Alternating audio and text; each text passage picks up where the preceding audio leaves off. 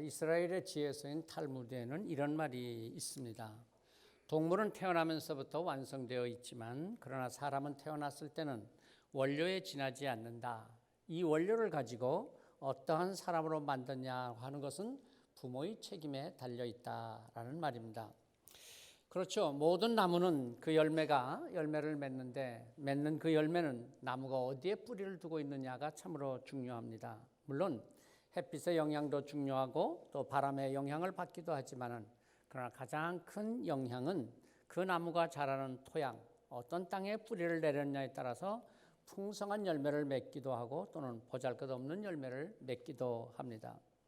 인간의 삶도 마찬가지가 아닐까요? 풍성한 열매를 맺는 삶이 되고 행복한 인생이 되기 위해서는 어떤 가정, 어떤 부모 아래에서 자랐느냐, 가정이라고 하는 땅이 대단히 중요하다고 하는 것입니다. 인류 역사의 위대한 발자취를 남긴 사람들 대부분은 자신의 삶을, 자신이 자랐던 가정, 특별히 어머니에게서 그 뿌리를 찾는 것처럼 가정은 한 인간의 삶을 좌우하는 아주 중요한 토양, 땅이 됩니다. 에드워드 기번이라고 하는 역사학자가 했다고 하는 유명한 말이 있지 않습니까? 로마 제국이 멸망한 것은 정치력이나 경제력이 약해서가 아니요, 교육열이 약해서도 아니다. 그 원인은 가정의 타락에 있었다. 가정의 타락이 곧 로마 제국의 운명을 바꾸어 놓았다는 말입니다. 오늘 우리가 읽은 말씀을 보면 애굽의 바로 왕은 모세에게 이렇게 말합니다. 너희 장정만 가서 여호와를 섬기라. 이 말은 곧 이스라엘 백성들의 가정을 파괴하는 것을 목표로 삼는 말이죠. 가정을 혼란하게 만들면 이스라엘 신앙도 혼란에 빠진다고 하는 것을 알았던 것입니다.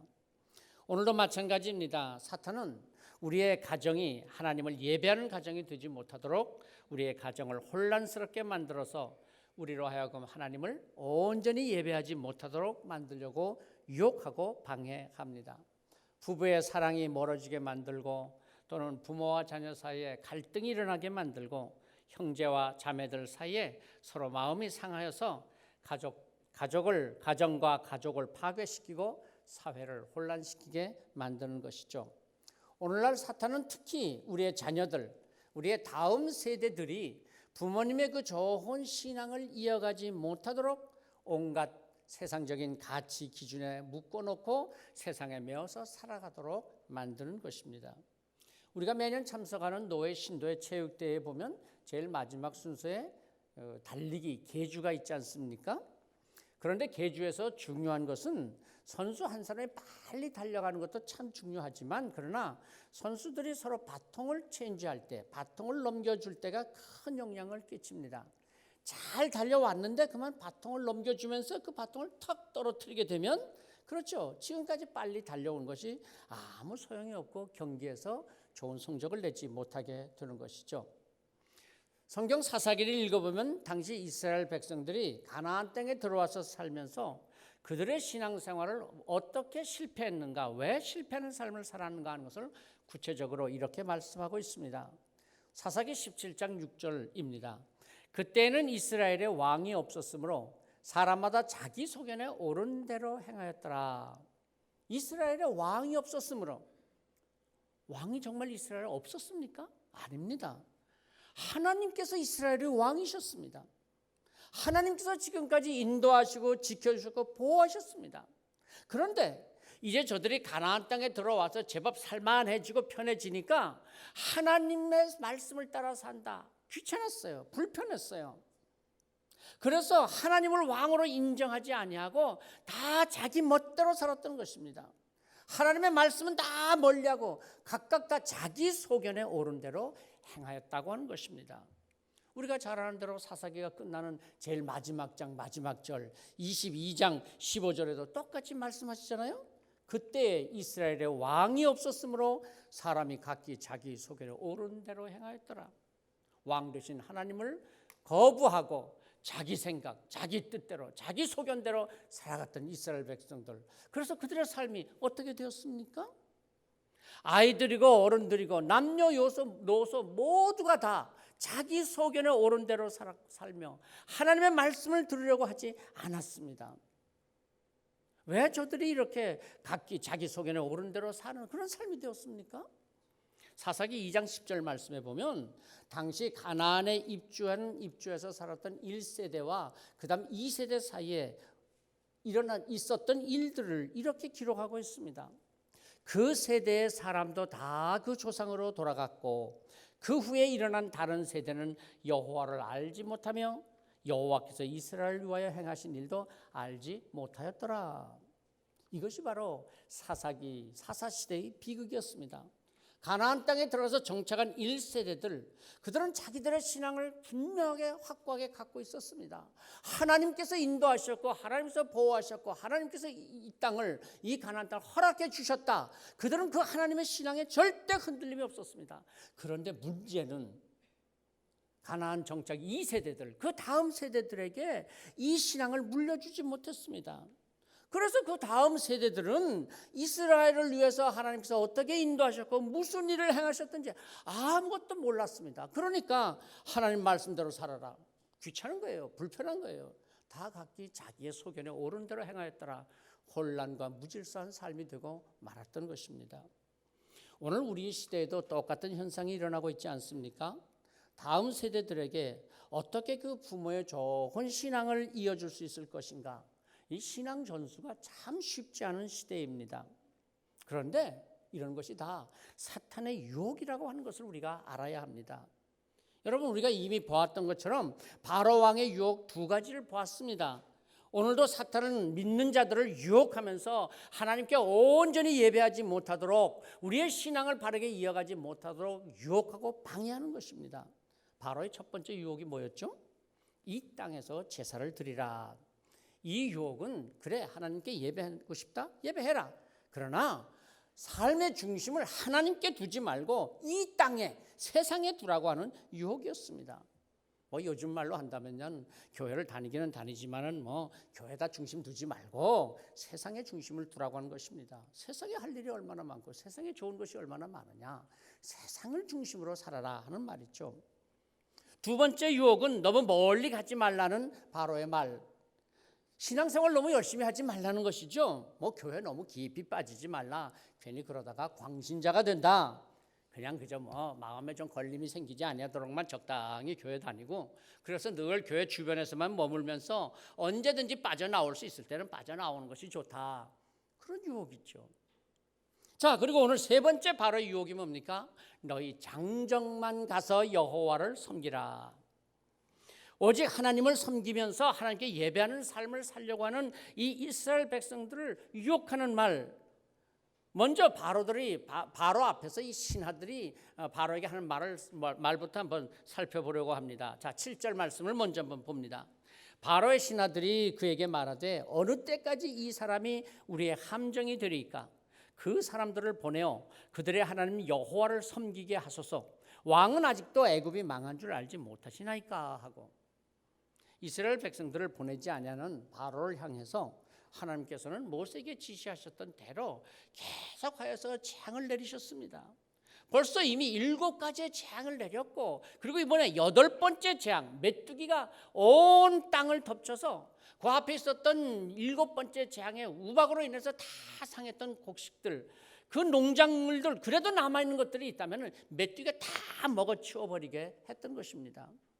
바로의 신하들이 이 상황을 보면서 바로에게 말합니다. 이제 애굽은 이스라엘로 인해서 망하게 되었으니 아이고 이제 그만 보내버립시다. 그러나 바로는 자기의 뜻을 굽히지 않고 이스라엘 백성들이 하나님께 예배하러 가지 못하도록 끝까지 붙잡으려고 얕은 꾀를 쓰는 것입니다. 여호와 하나님을 섬기러 애굽을 떠나간다 할지라도 아니다 너희 장정들만 가고 너희 자녀들은 이 애굽에, 이 세상에 남겨두라. 그런 유혹입니다. 그러나 사실 아이들을 남겨두라고 하는 것은 아이들을 볼모로 잡아두고 하나님을 섬기겠다고 나가더라도 너희들 그 부모들 아이들 때문에라도 다시 돌아오지 않겠느냐? 애굽에 다시 돌아오지 않을 수 없게 만드는 것이죠. 바로는 다 자기 나름대로 자기 계산을 갖고 있는 것입니다. 그래서 신하들이 모세를 데려오자 그에게 가서 너희 하나님께 여호와를 섬기라. 그러나 너희는 아이들은 놔두고 장정만 가라. 모세는 분명하게 말했죠. 9절입니다. 모세가 이르되 우리가 여호와 앞에 절기를 지킬 것인즉 우리가 남녀노소 양과 소를 데리고 가겠나이다. 남녀노소 모든 사람뿐만 아니라 양과 소까지도, 다시 말해서 이스라엘 백성들과 관계된 모든 것들을 다 가지고 가서 하나님께 온전하게 예배를 드리겠다, 그런 것이죠. 하나님을 섬기고 예배하는 것은 일부분으로만 해서 되는 것이 아니라 삶의 전체를 들여서 예배해야 된다고 하는 것입니다. 그러자 바로는 바로 타협안을 제시한 거죠. 너희 장정만 가서 예배해라. 그런데 바로가 이 말을 하기 전에 아주 중요한 말을 하나 하고 있습니다. 10절 말씀을 한번 보십시오. 바로가 그들에게 이르되 내가 너희와 너희의 어린 아이들을 보내면 여호와가 너희와 함께함 같으리라. 보라, 그것이 너에겐 나쁜 것이니라. 여러분, 이 말이 쉽게 이해가 되십니까? 이게 뭔 뜻인지 잘 이해가 안 됩니다. 너희와 어린 아이들이 함께 애굽에서 떠나가면 여호와가 그와 함께 갈 텐데 그건 너희에게 나쁜 게 된다? 이게 무슨 말일까요? 바로는 지금까지 모세를 유혹하고 설득하면서 했던 말들, 어떻게 해서든지 이스라엘 백성들이 애굽을 떠나지 못하게 해서 계속해서 애굽의 종이 되고 노예가 되도록 붙잡아 두려고 했던 말들이죠.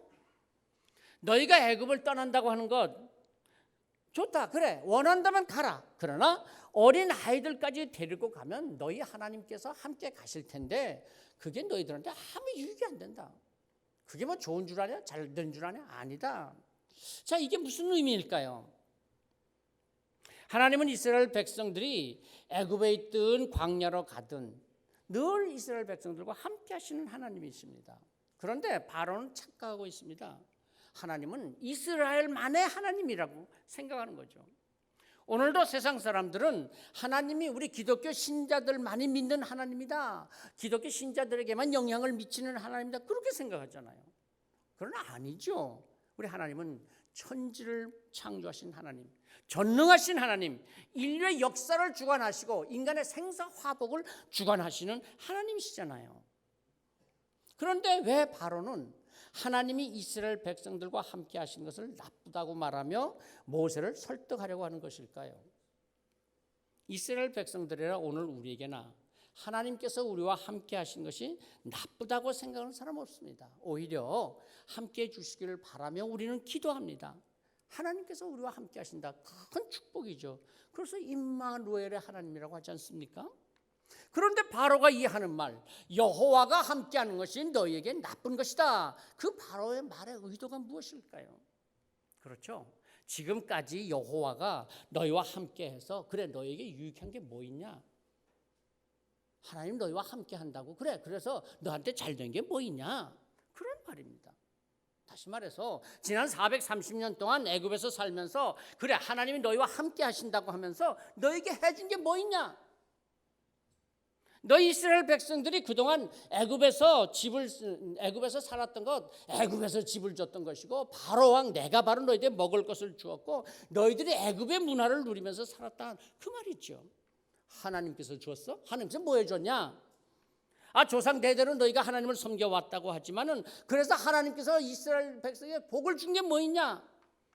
지금 애굽에서 이렇게 먹고 사는 것도 다 애굽 신 우상의 덕분이고 나 바로의 덕분이지 하나님이 너희와 함께했다? 그래 하나님이 함께해서 너희에게 해준 게 뭐냐?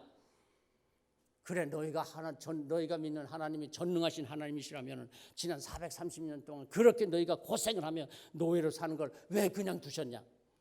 너희가 애굽 땅을 떠나가라면은 그래 장정만 나가든지, 그래 너희 아이들이 무슨 죄가 있다고 아이들까지 데리고 가서 그 아무 유익도 주지 못하고 아무것도 해주지 못하는 하나님을 믿게 하려고 그러냐? 애들은 애굽 땅에다 둬둬, 내가 잘 지켜주고 잘 먹여주고 잘 키워줄게. 고개를 좀 끄덕끄덕 해야 되지 않겠습니까? 이럴 때 그렇잖아요. 얼마나 그럴듯한 말입니까? 얼마나 설득력 있는 말입니까?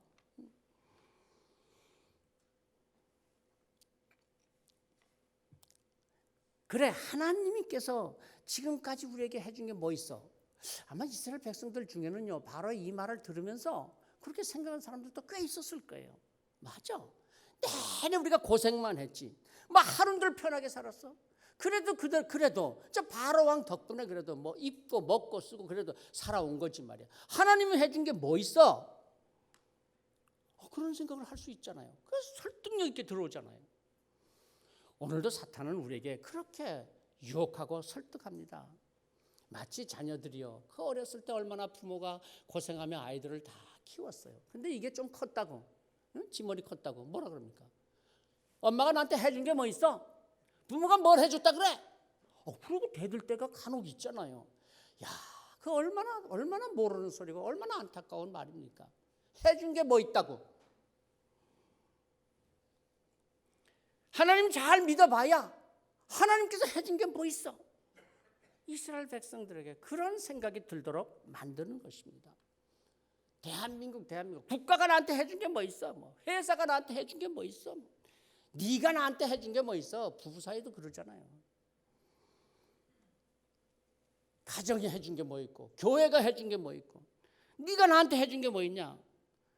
오늘 바로 우리에게 이렇게 우리를 유혹해서 우리의 삶을 혼란하게 만들고 우리의 신앙을 무너지게 만들고 있는 것입니다. 자, 두 번째는 사탄은 오늘도 우리의 자녀들, 우리 신앙의 다음 세대들을 목표하고 있다고 하는 것을 기억해야 합니다. 너희 기성세대는 애굽을 떠나도 좋다마는 그러나 너희 자녀들은 애굽에다가 두고 가라. 바로가 끝까지 놓아주지 않으려고 했던 것은 어린아이들, 다음 세대였다고 하는 말, 오늘 우리가 대단히 심각하게 들어야 할 말입니다. 이스라엘은 자녀들이 13세가 되면 성년식을 했습니다. 그러니까 이스라엘 부모들은 아이들에게 신앙 교육을 시키는 나이를 13세까지로 보았던 것이죠. 13세까지 여호와 하나님의 신앙을 든든하게 가르쳐 놓으면 그 이후에는 사탄의 유혹에 넘어가지 않게 된다고 생각했던 것입니다. 바로는 바로 이 점을 알았던 것입니다. 7번이나 계속되는 재앙에 견디기 힘들기도 했지만 그러나 아직까지도 그 바로가 미련을 두고 있는 것은 그래 좋다. 여호와 하나님을 믿는 신앙 아직까지 완전히 물들지 않은 그 아이들만 잡아놓으면 애굽의 우상의 신앙을 가르쳐 놓으면 저들이 자라서 하나님 신앙 모른다. 하나님 믿지 않게 된다. 그래 너희들 어른들이나 가서 하나님께 예배해라. 오늘 우리는 어떻습니까? 요즘 우리의 가정들, 우리 부모님들의 생각들은 어떻습니까? 그래도 나는 부모님을 따라서 그 신앙을 따라서 신앙생활을 잘 해왔지만 그러나 자녀들에게까지 나는 억지로 교회 다니게 하고 싶지는 않다. 그런 가정들이 간혹 있더라니까요. 제가 간혹이라는 말을 쓰는데 좀 이해를 잘 해주시기 바랍니다. 아이들을 자유분방하게 키워야지 뭐 그렇게 억지로 신앙을 강요하는 건 이 시대에 맞지 않아. 그런 부모들이 간혹 있더라니까요. 아니 지들이 언젠가는 신앙의 필요성을 느끼고 믿음을 깨닫게 되면은 알아서 믿게 될 텐데 왜 어린애들에게 신앙을 강요하느냐. 그런 부모들이 간혹 있더라니까요. 어찌 보면 아주 대단히 넓은 마음이고 열린 마음이고 개방적인 것 같지만은 그러나 정말 위험한 생각입니다. 그것은 마치 정원에다가 나무와 꽃을 심고 정원을 잘 가꾸겠다고 하면서도 알아서들 잘 자라겠지 뭐. 그래 돌보지도 않고 가꾸지도 않고 버려두는 거나 마찬가지입니다. 자연스럽게 이제 잘 자라지. 그렇지만 나도 보세요. 조금만 지나면 잡초가 우거지고 나무가지들이 아무렇게나 자라서 그 정원을 결국 망치게 되는 것입니다. 어릴 때부터 신앙 교육을 잘 시켜야 좋은 신앙인으로 자라갈 수 있습니다. 정말 시대적으로 참 어렵기는 합니다만은 부모들이 가정에서 신앙을 잘 가르치지 못하면 그 아이들은 전혀 신앙적이지 않은 세상에 물들고 애굽의 바로 왕을 왕으로 섬기며 자라는 세대가 된다고 하는 것입니다. 감리교 창시자이신 요한 웨슬리 목사님은 자녀가 19명이나 되었대요. 이야, 정말 웨슬리 목사님도 대단하죠? 근데 사실 그 사모님이 더 대단하신 것 같아요. 근데 그 자녀들을 또 그렇게 다 잘 키웠대요. 그래서 사람들이 물었답니다. 자녀 교육의 비결이 무엇입니까? 그랬더니 이렇게 대답했답니다. 나는 우리 아이들이 그들의 머리가 크기 전에 좀 더 정확히 말한다면 5살이 넘기 전에 그들의 의지를 꺾고 하나님의 말씀 앞에 순종하는 법을 가르쳤습니다. 하나님 앞에 순종하는 법, 이게 이제 5살만 넘으면 자기 고집이 생긴다는 말이겠죠. 그걸 꺾고 하나님께 순종하는 법을 5살이 되기 전에 벌써 가르쳤다는 것입니다. 구세군의 창시자인 윌리엄 부스 사관의 그 사모님은 8명의 자녀들을 훌륭하게 키웠는데요. 그도 역시 자녀들의 신앙 교육에 대해서 이렇게 말했답니다. 나는 언제나 사탄보다 한 발 앞서서 자녀들을 가르쳤습니다. 나쁜 습관을 배우기 전에 좋은 습관을 먼저 가르쳤고, 사탄이 나쁜 지혜를 가르치기 전에 내가 먼저 하나님의 지혜를 가르쳤고, 사탄이 거짓과 악을 가르치기 전에 내가 먼저 하나님의 말씀을 가르쳤습니다. 요즘 웬만한 부모들은 다 자녀들에게 조기 교육을 시켜야 한다고 참 열심히 들이십니다. 영어, 또 예능, 운동도 아주 조기 교육. 제가 몇 해 전에 그 바르셀로나 가서 보니까요, 이제 우리나라의 그 초등학교 그저 한 3, 4학년이나 됐을까? 그런 아이들 축구 선수로 가르친다고 벌써 글쎄 보내가지고 혼자 와서 축구 학교를 다니고 있어요. 우리나라 부모님들 대단하십니다, 정말. 그런데 그렇게 조기 교육이 중요하다고 하면서 신앙 교육은 왜 조기 교육이 중요하다고 생각하시지 않습니까? 정말 자라서 자기가 알아서 믿을 것이라고 생각해도 될까요?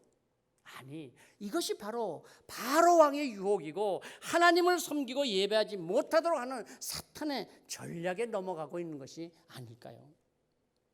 이 시대의 사탄과의 영적 전쟁의 최전선은 어른들이 아니고 바로 어린 자녀들입니다. 어른들은 벌써 이미 그 마음에 세상적인 것들로 가득하여서 굳어져 버려 있고, 복음의 씨앗이 떨어져 잘 싹이 나지 못하고, 혹시 싹이 나고 자란다고 할지라도 신앙의 열매를 맺기까지는 많은 시간과 노력이 있어야 합니다. 그러나 어린아이들은 아직 세상의 죄악에 물들지 아니하고 신앙의 꿈과 비전을 잘 심어주기만 하면 그들의 삶이 달라질 수 있습니다. 그러니 신앙의 부모들의 가만히 있다가 보면 사탄이 벌써 우리 아이들의 마음을 먼저 점령하고 믿음의 가치관이 자리 잡기도 전에 사탄의 생각을 그 밑바닥에다 쫙 깔아놓습니다. 세상의 온갖 방법들, 특히 요즘은 그 문화적인 수단과 방법들을 통해서 사탄이 역사하고 있지 않습니까? 너희와 너희 어린 아이들을 보내면 너희에게 나쁠 것이니 너희 장정만 가서 여호와를 섬기라.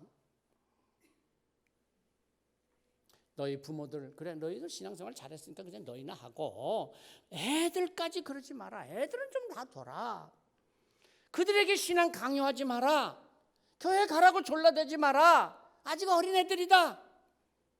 지금은 그래도 세상 것부터 잘 배워야 하지 않겠냐? 그거 배우고 즐기도록 가만 두어라. 그래도 언젠가 저들이 신앙에 대해서 고민할 때가 오고 진지하게 받아들일 때가 올 것이다. 지금 너무 강요하다가 신앙의 실증을 느껴버리면 평생 교회를 떠날 수도 있으니 지금은 가만 두어라. 야, 교회 잘 다닌다고 대학 가냐? 그러나 여러분, 잠언 22장 6절에서 이렇게 말씀합니다. 마땅히 행할 바를 아이에게 가르치라. 그러면 늙어도 그것을 떠나지 아니하리라. 훌륭한 자녀의 뒤에는 부모의 훌륭한 신앙이 있습니다. 자녀들에게 훌륭한 신앙의 모습만 잘 보여준다. 그런다고 해서 자녀들이 훌륭한 신앙인이 되는 것은 아닙니다. 복된 자녀는 부모의 복된 손길로 다듬어지는 것이요, 부모의 복된 손은 어려서부터 받은 복된 신앙생활에서 이루어집니다. 요즘 젊은 세대들이 직장 생활을 하느라고 조부모들에게 손주들을 돌보게 하는 경우가 많습니다. 그래서 참 수고들 많이 하시죠, 우리 할아버지 할머니들이. 근데 다시 생각하면 참 좋은 기회입니다. 물론 좀 힘들기는 하지만요. 내가 내 자식에게 직접 좋은 신앙 물려주지 못했더라도 손주들에게 이 좋은 신앙을 물려줄 수 있는 그런 기회 아닙니까? 힘들 때도 말씀 기억하시면서 괜히 또 손주들 탓하지 말고 책망하지 말고 잘 돌보시면서 신앙을 잘 심어주시는 그런 지혜를 얻으시기 바랍니다. 여호와가 너희와 함께함이 너희에게 나쁜 것이다. 하나님이 너에게 함께한다고 했는데 해준 게 뭐 있냐? 하나님이 네 자녀들에게 뭘 해줄 것 같으냐? 아이고 야 너무 애들 그렇게 달달복달하지 마라. 놔둬 좀 자유롭게 하도록 놔둬라. 너희 장정만 가서 여호와를 섬기라. 나만 신앙생활 잘하면 하나님께서 그래도 널 보고 내 자녀에게 복을 주시지 않겠느냐? 물론 그렇기도 하지만 아니요, 그렇지 않습니다. 부모가 자녀에게 신앙을 이어주려고 하지 않으면 어느새 사탄이 그들을 사로잡아 우리에게 불신앙의 볼모가 되게 만들어 버리는 것입니다. 그래서 자식이 부모의 볼모가 되어 버리는 것 아닙니까?